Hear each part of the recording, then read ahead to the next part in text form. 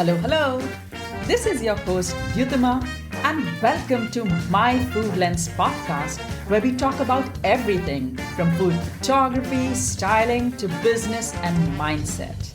After 15 years as an architect, I switched careers and I'm now a professional food stylist and food photographer based in Singapore. I'm also the founder of the business My Food Lens, where we help clients elevate their brand through drool-worthy photos. My motto is, put your best food forward. Well, here on this podcast, I promise to keep it raw and real and hope you find your answers, action, and inspiration as we move through the episodes. Welcome to episode 9, and today we are talking about game changers, photography game changers, food photography game changers. Are you excited? Because I sure am. Alright guys, well also before we start, I just have to tell you that I might sound a little bit different today, and that is because God has chosen to give me a sore throat on the day that I needed to record this podcast for you.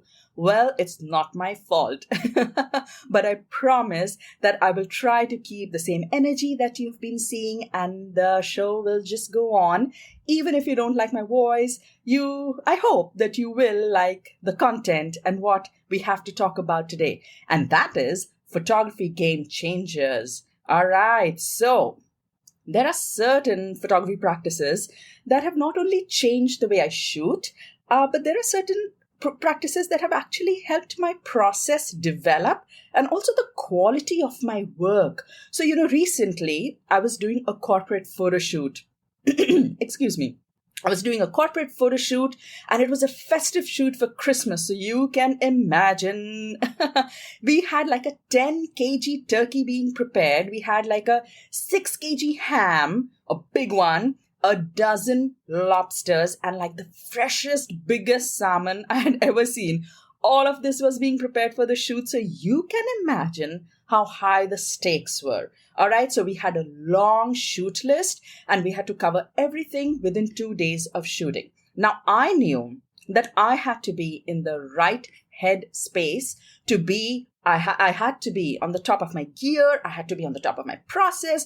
And basically, I had to have a very good hold of my workflow if I had to execute that project on time. So I kind of anticipated that I would take about 2 full days and it would be about 8 to 10 hours each day. So you can imagine how important it was for me to be efficient, to be on time, because I was not only coordinating with the kitchen, I was preparing the compositions, and there was just so much going on and there was a back and forth. So timing was everything, efficiency was everything, and I had to finish within the allocated time. All right. But then I was well prepared. I think I was well prepared. So, when I reached the set, we quickly set up everything. We were moving like well-oiled machines, like the softbox was set up, the light was set up, our camera was good.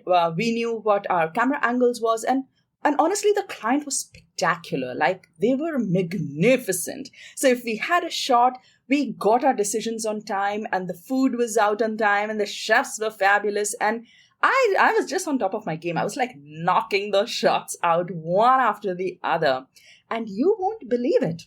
In the end, like at the end of day 1, I not only had completed the shoot list for day 1, I was on day 2, boss. I was on day 2. So we were like, we were overachieving. We were really delivering very well. And so the next day when I went back, we finished everything earlier than we had anticipated. So instead of 2 full days, we actually finished the shoot in 1.5 days. Now that is something. And this would not have been possible if I didn't have a good grip on my gear, or I didn't use the techniques that helped me actually nail the shots, and that too in minimal number of attempts. And all of this comes back to just having a smooth workflow, knowing how you roll. So all of these things together, they really helped me execute the project in less time and with best results and a happy client. Now, why am I sharing this with you? I'm sharing this with you because everyone has their own workflow. And many a times our workflow actually depends on our schedules, Like it could be like you might have a full-time job. So how much time you have available for photography determines your workflow. Your workflow might also depend on the gear that you use, like on also your budget. So do you use a tripod? Do you have an editing application? All of these things, they come down and they determine our workflow. So our workflow is very subjective. It is very personal. It is how we roll, how we function. It really depends on what our working style is, what our goal with photography is really. Like, is it a hobby? Is it a profession? Our workflows are different for different purposes. And there are other factors too, like budget. So how much we spend on our gear and what we allocate to it. All right. So over time, I have established that a few photography practices have been complete game changers in my process, in my workflow. I started photography as a hobby, so I've been there. Today it is my business, so I'm also there. And so I can see how it has changed my workflow. It has gotten me more efficient. And it is with the help of these practices that today I can execute faster and better, and I can knock out turkey shots like anything.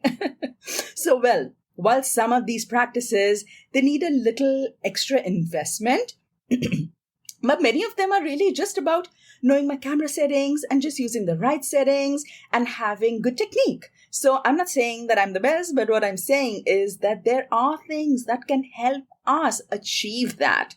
All right. So if you've been photographing for a while, now this might be difficult because it's really hard to break inertia, like we all have our rhythm, we all have our workflow. And then today I might introduce some new practices or different practices for you. And it's really hard to adopt new practices because we are used to doing things in a certain way. But my aim here today is to empower you with the information that you need and what is the potential of these practices so that you're not intimidated, so that you're able to take that leap, and so that you're better informed that actually these practices will only make your life easier. Now, there might be a little pain in the beginning, but you know what? A little pain in the beginning sets us for a lifetime of success. All right, so with that, let's dive right in. The first and the most important photography tip or practice, if you're not already doing so, is to shoot on manual mode. All right. Now, do you own a car? Okay, if you do, is it manual or is it automatic? There's a reason I'm asking this. I'm not just wasting your time. All right. So back when I had just finished my graduate program in architecture, I was studying in Texas. I moved to Richmond, Virginia. I got a new job. I was earning real dollars and I could afford a car. I decided to buy a car. Now, there was a small problem that I didn't know how to drive. So first, I spent a few months learning how to drive. And so I learned how to drive an automatic car, and automatic cars are a blessing, boss. They are a blessing. It was so easy to learn. And in a few months, I was like taking trips. I was driving friends. I was visiting Washington, D.C. So I was ready to get my own shiny new car. But that decision was not easy. So I had to take some advice. I went to a colleague and she was really into cars. Like everyone I spoke to said, if you're buying a car, you need to speak to Audrey. I was like, okay, fine, let's speak to Audrey. So apparently Audrey changed cars every year, and at any one given time, she owned like 3 cars or 4 cars. So apparently she was the car guru. All right. So I went to her for advice. Who was I? A person who had learned driving for 3 months. And she was a pro, boss. She was a pro. Anyway, I went to Audrey and I said, hey, Audrey, I want to buy a new car. I'm a newbie. What would you recommend? And the first question she asked me was, manual or automatic? What are you buying? I said, automatic, only automatic. Oh, I can't do manual. And she just gave a huge sigh, and then she rolled her eyes, and then she was so disappointed. She said, I never buy automatic. So I was like, yeah, but it's okay for me. I mean, it's so easy.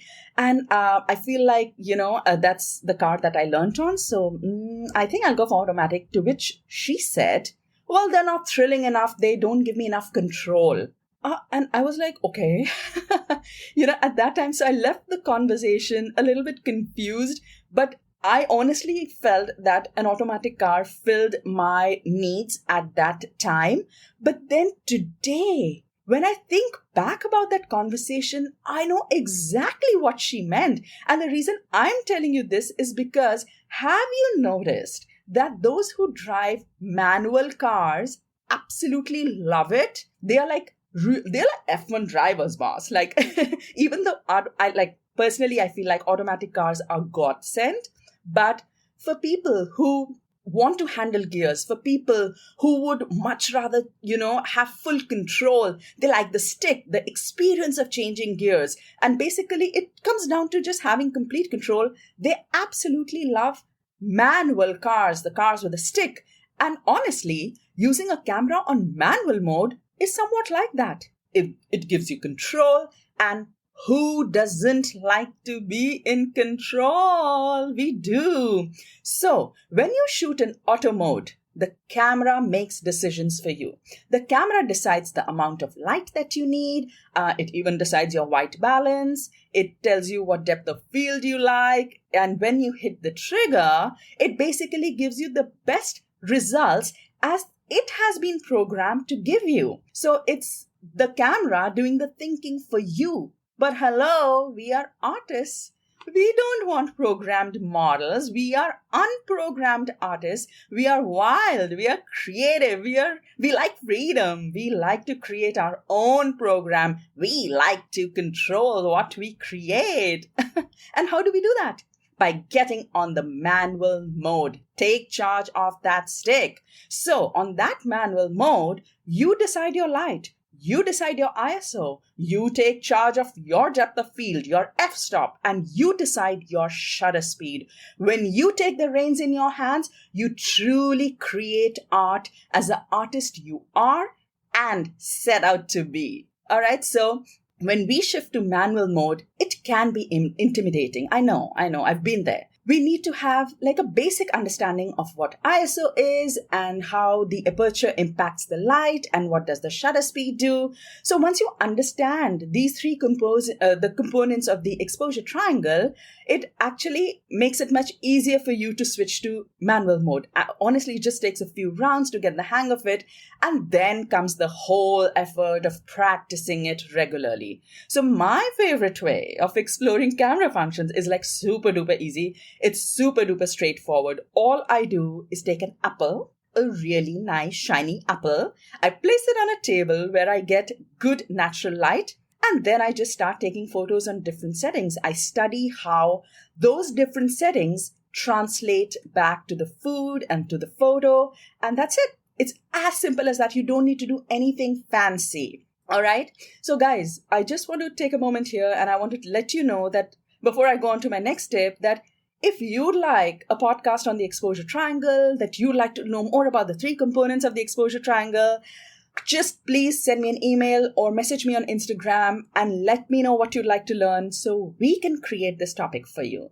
All right, so moving on. Now, that was my first photography tip, which was switching to manual mode on your camera. So moving on, the second practice is manual focus. I know I'm pushing everything to manual, but hello, we just established we are artists and we take control of our art. So we create what we want and how we want it. Oh, yes. So tell me, has it ever happened to you that you finished a shoot and once you sit down to begin editing, you realize that the photo isn't sharp? Uh-oh. Well, you wanted the frosting in focus, but because you were using autofocus, the camera picked a random walnut in the brownie and made it the focus. But that is not what you wanted.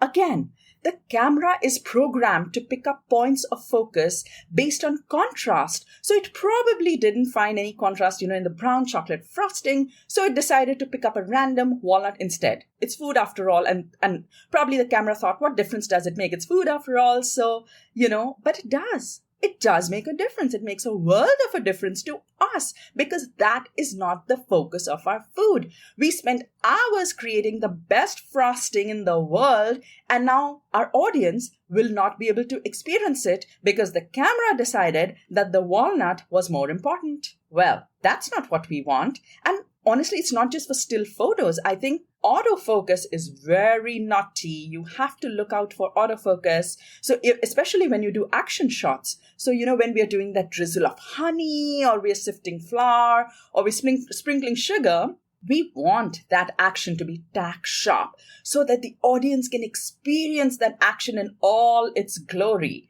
But now the subject is moving. And so the camera, when you're using autofocus, the camera can many times not find focus on one particular spot or a single subject, or, it finds it hard. And so it just picks up whatever it can focus on and clack, you click it and that's it. The result is that you end up with blurred action shots. Your focus is not where you want it. So that's not what we want. What we want is to take control because it is our photo. The camera is just a tool that we need to use as we want to. All right. So the way we do this is actually just first we set up our scene. Then we go and we select our camera settings. Then we go place our hero, which is the food, all right? And then we use the lens to manually set the focus on the desired details of the hero. Now, that desired detail could be a walnut, if you like. It could also be the food garnish. It could be the frosting, the texture of the frosting. It can be anything that you want, but it has to be intentional. It has to be your decision. And once you set that focus manually, that's it. There you go. You hit trigger and you find that you've hit the perfect photo for your audience, because that's how you make your audience experience what you want them to experience. I mean, that drizzle of honey or that sprinkle of sugar or that, that drop dead delicious chocolate frosting, all of it's captured absolutely sharp in all its glory. So that's what manual focus does for you. It helps you create the experience in your photo by helping you choose the right focus. All right. From here, we go to number 3. Game changer number 3. It is using a tripod. I know that doesn't sound very earth-shattering, but you'll be amazed at how many photographers do not use a tripod. Really, I'm not making this up. And maybe that's fine. That works for their kind of photography. But there are so many advantages of using a tripod. Why would you not use one? I mean, leave alone the fact that it is downright convenient. It prevents backache. Oh, and basically, it just makes your life 1,000 times easier. I mean, during a photo shoot, there are so many things that we need to take care of. And having that one less thing to do is a game changer in itself. It makes your workflow so much more efficient. But guys, I just want you to know that I'm not here to judge you if you're not using a tripod. I mean, that's completely your decision. In fact, that's where I was when I started. When I started, I used to shoot with a phone. And I actually had a dainty, flimsy tripod for it that I thought at the time was very cool. But once I graduated to a DSLR, I continued to use that flimsy tripod because honestly, a tripod just made my process easier. But then, yes, it didn't have a horizontal arm. So I kind of struggled to take flatlays or top-down shots. So after several shaky pictures and several blurry shots and a broken back and the fear of almost breaking a leg by standing on a stool and shooting top down, one day, very innocently, I walked into one of the best photography stores in Singapore, and I was carrying that dainty, flimsy phone tripod. All right. So you have to hear my overconfidence. I walk into the store and I ask the salesman, I say to him, I already have a tripod, boss. I just need a horizontal arm for top-down shots. Would you have one? And the salesman, he looked at me and he looked at my tripod and he looked back at me and he just burst out laughing. And he said, is this the tripod that you're using for shooting with a DSLR? And I was like, yes. And he just looked at me like, is your camera intact? Has it fallen? Has it broken? Have you looked at this tripod? So, I was very confused because obviously I was very new. I had barely started using a DSLR. So sometimes our tripods might look sturdy. They might look like they may do the job, but if they're not meant for a DSLR, please do not use them and save your camera from disaster. So when that guy made me realize that one, I was using the wrong tripod, and two, that I would leave that store without ammunition, without a right tripod, I was nervous. All those backaches, all those blurry photos that I'd ever taken without the tripod started flashing in front of my eyes. I could not walk out of that store without a tripod. I knew that I would ruin my life. Well, so I did what I had to. I actually bought a new tripod right there and then. I took the decision. I chose one that was like a medium range, kind of fitted my budget. It had a horizontal arm, and so it worked like a boss. So without exaggeration, guys, my photography changed overnight. I cannot even begin to tell you. Number one, I didn't have to resort to any sort of acrobatics to get the top down or the flatlay shot. Basically, my lower back was thanking me. I also did not have to practice like holding my breath and avoiding the shake, to prevent those blurry photos. Basically, I could just set up my camera on the tripod. I could set my focus manually, and ta-da! Hands-free, tack-sharp photo in front of me. Perfect. You know what else I could do? I could be in the photo myself. Either I could just be in front, like all of me in that straight on shot, or I could just have my hands in the flat lay. Now, you know how much difference a human element in the photo makes. And a tripod was allowing me to do all of these things. Like, could there be a better game changer? So guys, even today, during my client photo shoots, I actually organize all my shots based on camera angles, and it helps me move faster and deliver good quality results. I think a tripod is it's like one of those game changers that I know it requires investment, but this one is really worth it. I mean, especially if you are trying hard to improve your food photography. So you can always choose a tripod that kind of fits your budget, and all you have to do is then use it and watch how it improves your workflow. A tripod was a game changer for me then, and today I would die if I didn't have it with me on a photo shoot. All right, with that, I will come to the next game changer, which is shooting tethered. Now, raise your hand if you shoot tethered and give me a virtual high five, because you, my friend, are rocking another photography game changer. Yep, it is that important. I think, so I have to tell you this. This is so funny. So I think it had been about a month since I started using a DSLR, and I signed up for a dark and moody food photography workshop with a local photographer in town here in Singapore. So on the day of the workshop, so you have to know that I had been shooting with a DSLR for 30 days or less. I can't remember. Or maybe less. All right. So on the day of the workshop, I reach the venue and we have a little chit chat, my warm cup of tea, and then how long have you been shooting? And I was like, oh, it's been 30 days today, something like that, So we were just warming up. And then suddenly the host photographer, she asked me, so do you shoot tethered? I was silent. I had no idea what she meant. She asked again, do you know what shooting tethered means? I was there for a workshop. I should have just said, no, I don't know. Can you explain it to me? But no. Very overconfidently and not wanting to obviously look ignorant, I said, oh, yes, of course I do. And she said, so what is it? I said, well, shooting tethered means shooting with control and having self-restraint as an artist. She looked at me and she had no expressions on her face. Tethering in English means either tied or restrained, and I had directly translated that meaning into photography, cooked up a whole definition of my own just to not sound silly. Well, we all know who ended up looking silly, but anyway, so the photographer then, she didn't say a word to me.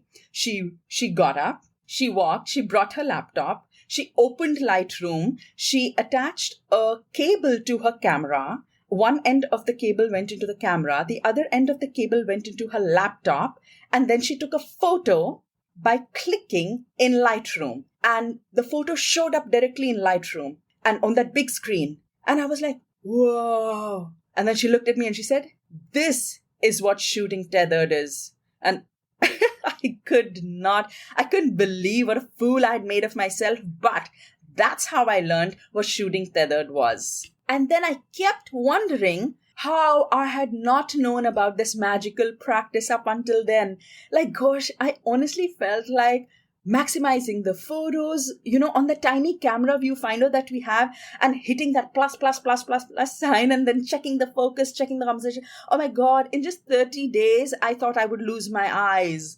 And then suddenly there is this whole new thing where you can literally see the photo on big screen. And just by connecting your camera to the laptop, you can see the composition in live view, you can check the details, you can check the sharpness, you can even edit as you go. Oh my God. This was life-changing. That woman had changed my life. And if there was one thing that I learned in that workshop, it was the meaning of shooting tethered. So by shooting tethered, like literally, you can click remotely from your laptop, like even from your phone. You can have a physical remote itself. You can shoot with that. And honestly, you can have the best quality photos so that your energy is not really spent, not in hitting that plus sign. It's actually spent on the right things, like manipulating the light, creating the composition. And when you see the photo appear on that big screen, you can make changes easily. You know what it's looking like. Change your composition, change your light manipulators, and just take a few trial shots. I mean, it makes your process so much efficient. In fact, I always shoot tethered on client photo shoots. Like, there's no question I wouldn't. And that's because the client can see the photos on the spot. They can approve the photos on the spot. And literally, there are no surprises whatsoever in the end. It's a win-win for everybody. I mean, there is nothing that you can lose by shooting tethered. And you can only imagine how it improves your workflow. Like, I don't even need to say it. But what I need to say is, what's next? Our fifth game changer. All right, so this is my last game changer tip, and it is editing your photos. Now, even though editing is the last practice I'm talking about, out of everything, out of the 4 others that I've talked about today, editing was honestly the first change I made to my photography process. No kidding. In fact, I began editing when I was still taking photos from my phone. And at that time, it was just a hobby. So, I used to scroll through all these photos on Instagram, on social media, and I would be like, why does their photo look better than mine? I mean, leaving aside the fact that they were better photos than mine, but the colors, the feel, there was something about them that told me that even if I leave alone the difference between a DSLR and a phone, there was still something else that my photos were missing. And the more I read about it, the more I found out, I realized that the problem was editing. When the camera captures a photo, it's usually very different from real life. The colors, the light, they are all different from the way a camera sees it versus our eyes see it. So it just falls back on us. We are the artists. We are the photographers. We need to bring our vision to life the way we want our audience to experience it. So even before I learned how to use a DSLR, I actually learned how to use Lightroom. I mean, that's how powerful editing was. I used to shoot with my iPhone on my dainty little tripod, but I used to edit in Lightroom. So literally, that's how powerful it was. And I realized that like creating moods or really bringing that visual story to life, by enhancing the colors or even bringing out those textures or really making a photo pop on digital screen. Just like our eyes experienced it, just like when we took the photo, just like we want our audience to visualize it, it is what editing helps us with. Editing is the key to making your visual story come alive. It is the key, and I will say it again and again. I always say that editing can bring your photos to life, but it cannot salvage a poorly taken photo. I mean, when we take the photo, we have to make sure that our light is correct, that our composition is in place, and that the photo that we have taken is robust, that the shadows are in the right spot, the highlights are in the right place, the composition is telling the story that we want to tell.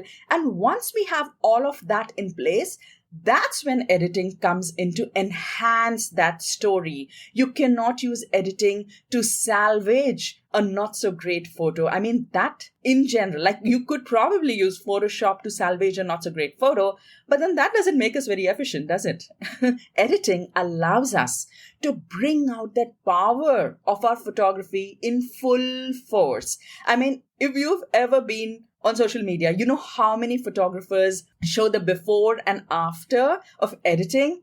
And so you know that I'm not exaggerating. You know from that I'm not exaggerating when I say that editing is a game changer. Now, editing, the choice of application for editing is endless. You can choose whatever application works for you. You could use Lightroom or Photoshop, Capture One, Snapseed, like whatever works for you, whether you use a DSLR or a camera. But you have to do editing. You have to edit your photos to bring that powerful finishing touch to your work.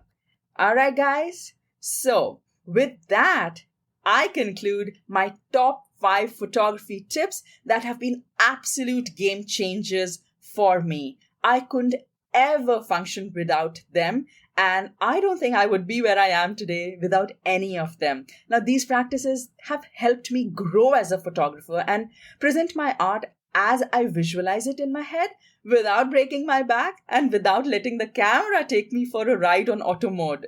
And I really hope that this episode takes away any doubt that you may have, about switching to manual mode or adopting a new practice, like break the inertia. These practices are total game changers, and I know that they will allow you to be the artist that you are, and they will allow you to take full control. All right. So if you enjoyed that episode, guys, and if you found it useful, then I would please request you to subscribe on whichever platform that you are listening. And if you're an iTunes or Apple Podcast person, then I have one extra request from you, and it would be fabulous if you could please leave me a rating and a feedback. It would mean so much to me, guys. And for all of you who are looking to make your workflow a little bit more efficient, I do have a free guide, which is called the 10-Step Photo Shoot, and that can help you establish your photography process if you have any doubts or you're struggling with it. All you need to do is email me or send me a DM on Instagram, and I'll have it over to you. Oh, by the way, it's also linked in the show notes if you'd like. Thank you so much for listening today, in spite of my broken voice.